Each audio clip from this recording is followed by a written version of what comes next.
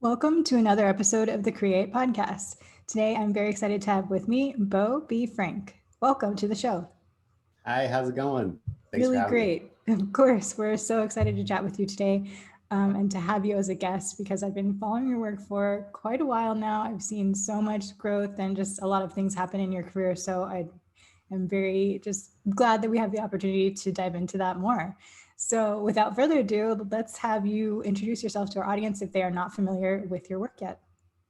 Sure. My name is Beau. I'm an oil painter based out of Pacific Grove. So it's a little seaside town located here on the California coast. I've been painting for about 7 years now, but I've been drawing for most of my life. I finally have found this rhythm with my art, and I feel like I'm finally finding a style that I'm really enjoying, and just learning how to be an artist and how to navigate that world has been my focus the last few years, and it's been difficult, but it's been so much fun and so rewarding too. Awesome. That is great to hear. We love, always hearing stories about how artists got started and just about their progression in their career. So let's dive into that a little bit further. You mentioned that you've been drawing forever, basically. So tell us more about your background, where you grew up and your early interest in art, and then kind of how that developed from there. Yeah, sure. So I grew up extremely shy and quiet. So I think just being someone that's inclined to be very reserved, I've gravitated more to things like books and things like drawing. I always struggled with communicating and talking, and so I always found myself grabbing a pencil, sketching, doodling, all those things.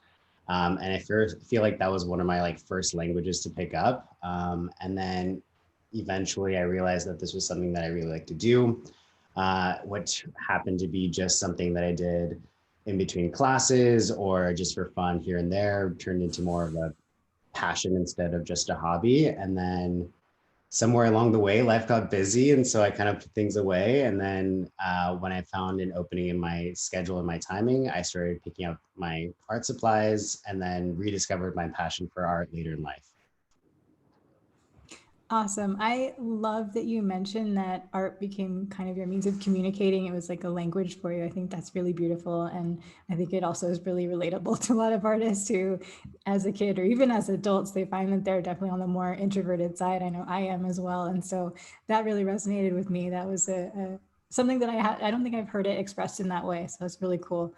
Let's talk a little bit more specifically about your paintings, your actual work. So you've like I mentioned before, I've been following the work and I've seen a lot of progression, but you do definitely have a style and a focus. So can you tell us a little more about the subject matter that is, your preferred, and also what themes you explore in your paintings? Yeah, so I feel like I'm somewhat not bipolar, but I feel like I have like different styles for different times of where I'm at in my life. And Yeah. so I have sometimes I'm just like spending a lot of time in nature, and so I find myself gravitating to painting a lot more landscapes and seascapes, especially being here on the Central Coast. It's just so beautiful. Everywhere you look at, like that looks like a painting. Damn, I wish I could paint that.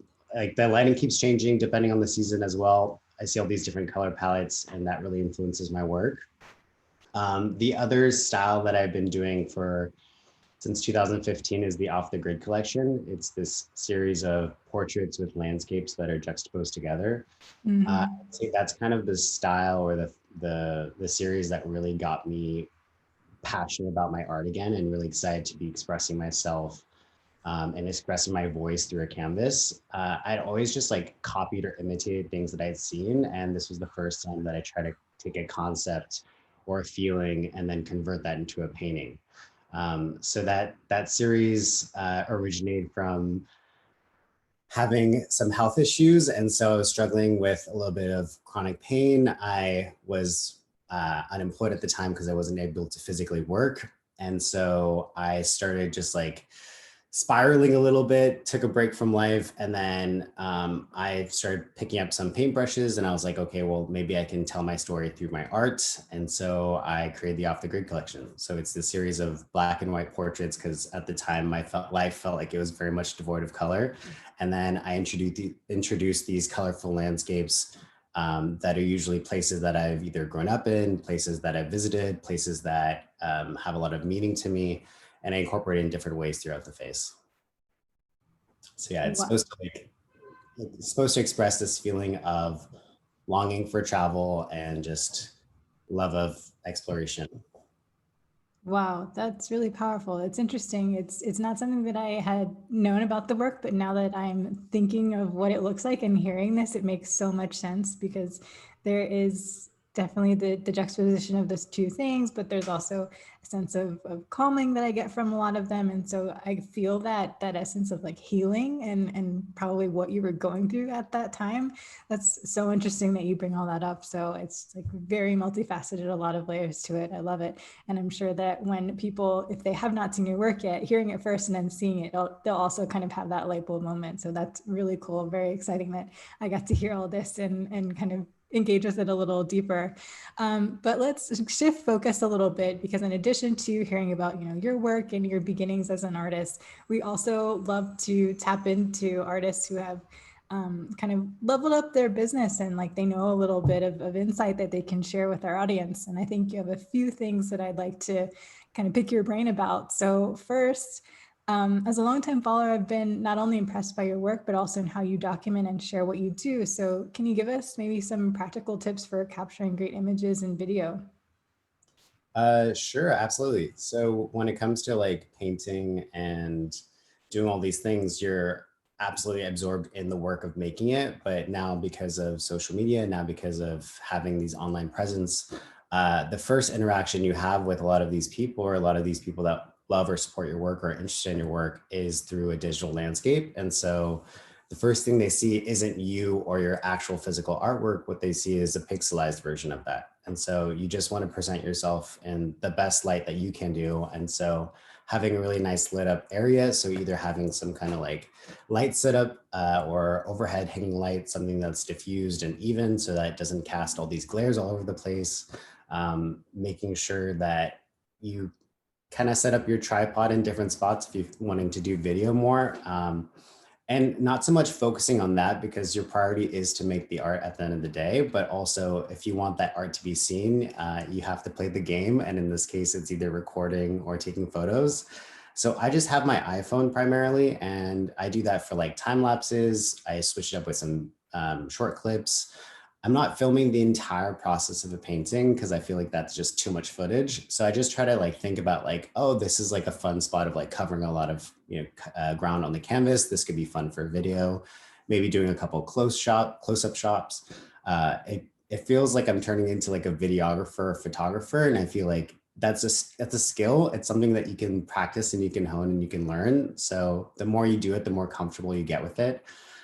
When it comes to like practical tips or like how to make it as easy as possible, I don't like having to constantly switch between my computer and all these editing softwares. And so I just use my phone. I use like Visco for like editing little pictures.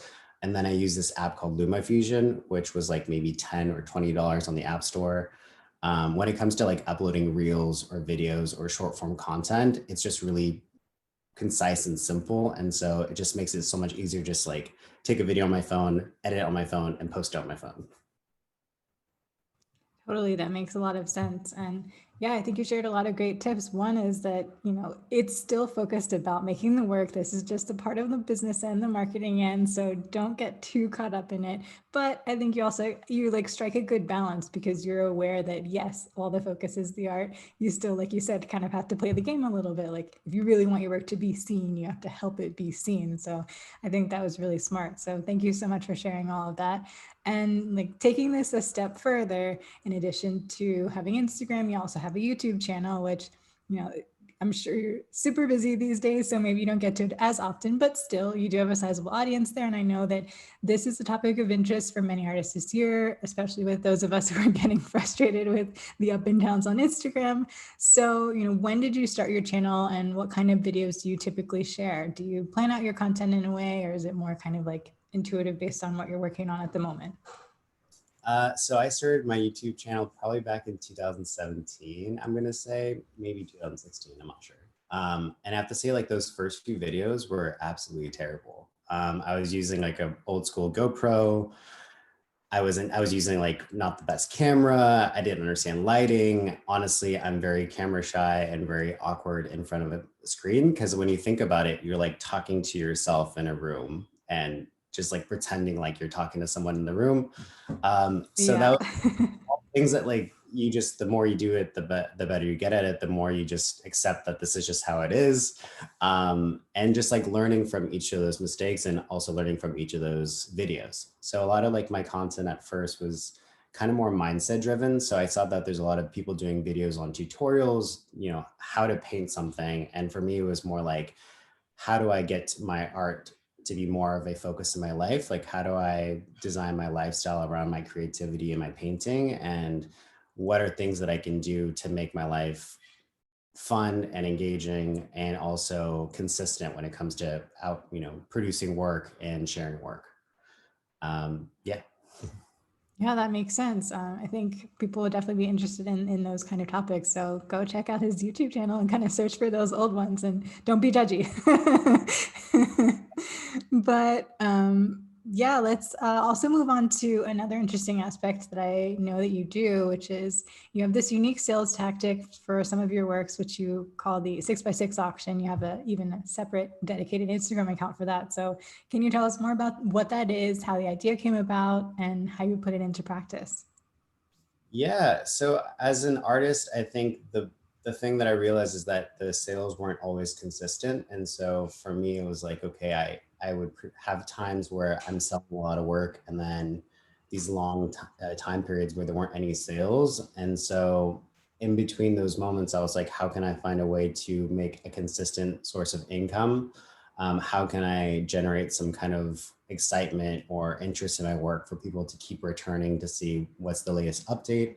And that all kind of came about in the form of the 6x6 auction page, where I just create these little 6x6 inch paintings and I post it on this page and I say, okay, after like 2, 3 days, the auction will be closed. You can place your bids in the comment section. And then the highest bidder at the end of the time frame goes home with the painting. And so what happens is that some people show a lot of interest sometimes and they start bidding against each other and it turns into these bidding wars, and then these 6x6 auctions can go for high prices. Other times no one shows an interest, the piece just kind of sits there and it goes for a little bit of money.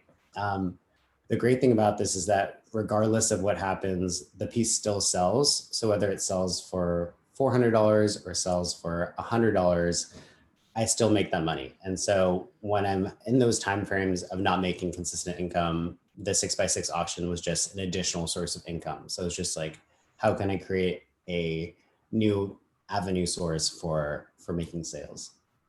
Yeah, that's really smart. I love that, one, you're acknowledging that there is an ebb and flow to sales. It's not always consistent. So two, you were really smart in being proactive in making this completely different way to engage your collectors and also kind of guarantee the sale ultimately. So yeah, that's really just interesting. And I wonder if people will be inspired to try it out. We'll have to see there.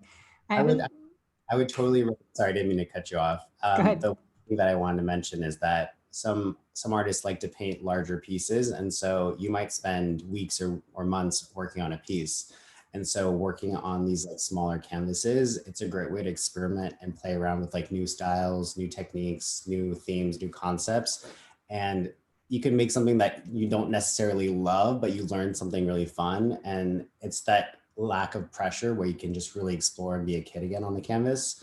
That's where I thought like, okay, on this like smaller scale 6x6, I don't have to be afraid to, you know, try something new and make a mistake. I don't have to worry about, do I have to make a sale on this piece? It's more about like, okay, will this be kind of fun? Will this be kind of interesting? And then see if people like it too. So you get instant feedback from people, whether they're interested in the piece or not. Yeah, that's so true. I'd also say it applies to the pricing too. Then you can also test out like, is this really a price point that people are like willing to jump at? Or if you're not getting that initial reaction, you're not seeing bidding wars happening, then it can give you that indication that maybe it should be at a different price point. So again, really interesting tactic. I know that there were a few Instagram art auctions that were like kind of happening for a while, but I've seen them kind of dropped off. So I think yours still going pretty consistently though, yeah? I took a break for a while there. I think life just got busy. And then Mhm. the last 6 months, I've been trying to focus more on that. And so I try to do one a week. That's kind of like the goal. Yeah, okay, cool. So, speaking of life getting busy, you do have something really exciting and huge coming soon, which is a big solo exhibition at the end of April, correct? Yeah. So Um, tell us more.